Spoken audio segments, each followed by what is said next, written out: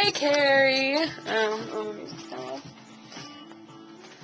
So, yeah, I told you like weeks ago that I was making a video, and I was, and then I made it, and I hated it. So I deleted it, and then like in the past like 2 weeks, I've made you like 3 videos, and I just haven't sent any of them to you. So anyway, yesterday, it was super exciting. So actually, I guess I'm gonna have to start with Friday night. So Friday night, we had a football game, and I said something about this earlier. Oh, well, sorry, I'm very distracted today. But we got a new stadium, and our old stadium was rated number 4 in the country, and it's our high school football stadium, and it's shared between the 2 rival high schools. Napa Memorial Stadium. I kind of like to think of it as like the heart of our community, because it's such a huge part of our community. And, but we just got it redone. So a lot of us were worried about it losing its charm, and it's like breathtaking. It's so amazing on the inside. And on the outside too. But it's just so brilliant, And, I have clips of the band, so I'll put one in right now.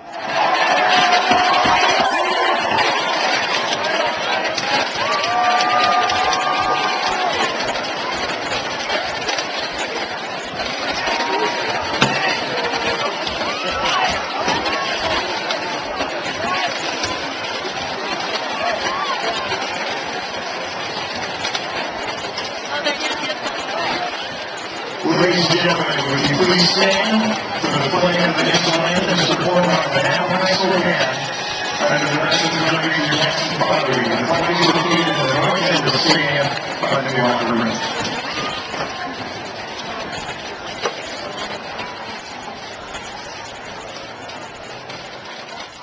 That was the game halftime show thing. I don't know which clip I'm gonna put in, so we'll find out. It was either us marching in, which I doubt I'll put in, or it might be us on the field. I haven't decided yet. I straightened my hair, and it looks funky.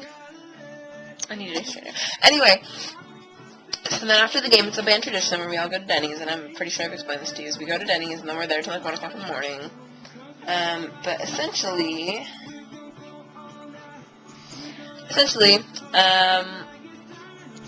we have like one person each year is designated as Denny's person, and they pretty much run the whole thing. Like they get the check, they take care of the money, they make sure everybody gets their food, and like if something's going on, the waitresses will come to that person.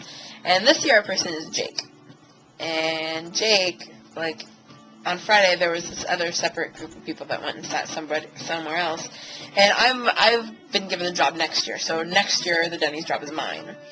So Jake went and sat with the other table, but he was going to come up and sit with us, I'm assuming. But then things just started going, so I just, like, did the job. And he was like, oh, no, you're fine. I'm like, yeah, whatever. So I got to do Denny's job, which was exciting.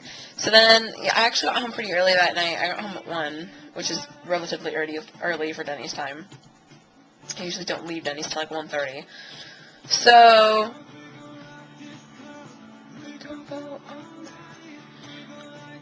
I'm sorry, I really love this cover. So anyway, so I wanted to wake up around noon on Saturday, but I didn't. I woke up at like 11-ish. And normally, like, a new occurrence that has been going on is Cameron has been texting me really early in the morning. Like, this morning he woke me up at, like, 8:30, because his sleeping patterns are all weird. And I don't really care, whatever.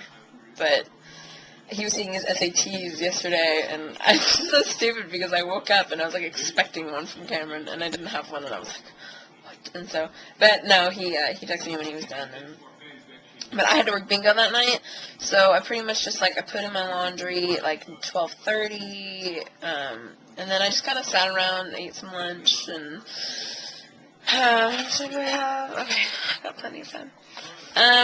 But yeah, then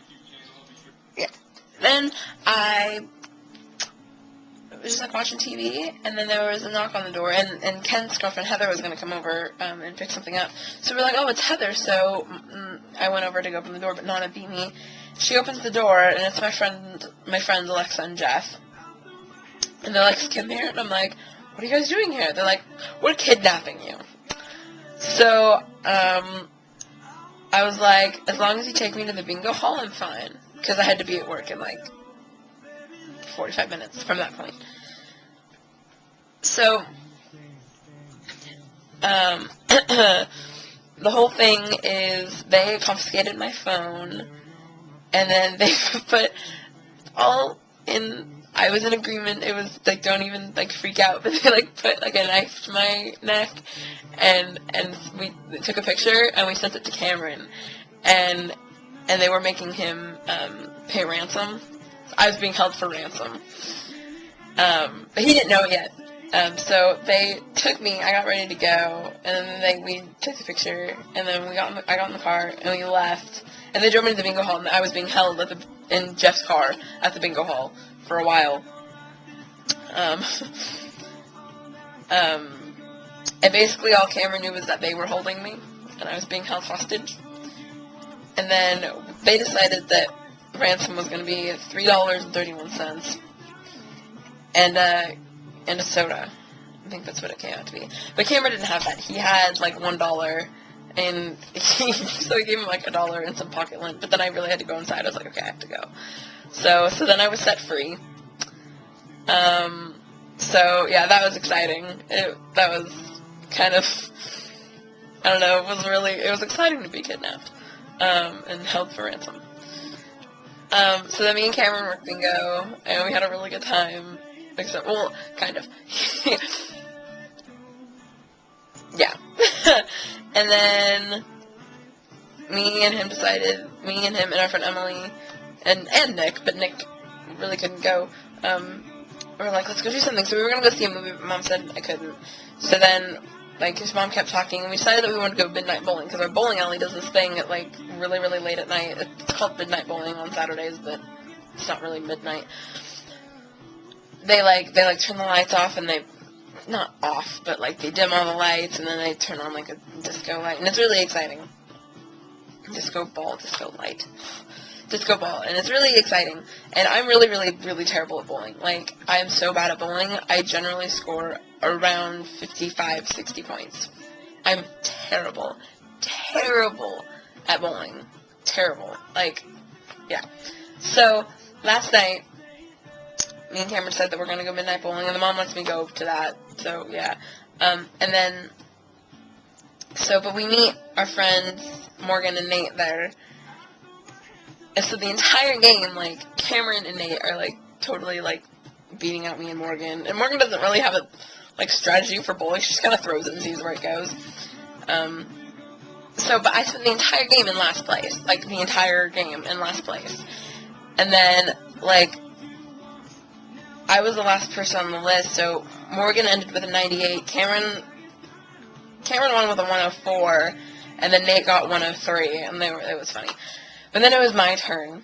So I went and I got a strike. And I was like, oh, what? I beat Morgan. That's awesome. And then I went again, and I only got 2 pins. I was like, oh, okay. I can get a couple more. Like, maybe I can get, like, tie with Nate, or tie with Cameron. That would be exciting. And I got a spare. And I ended up beating everybody with a 113. And it was really exciting and really awesome. And, yeah. So I'm going to leave you with that. And see you later.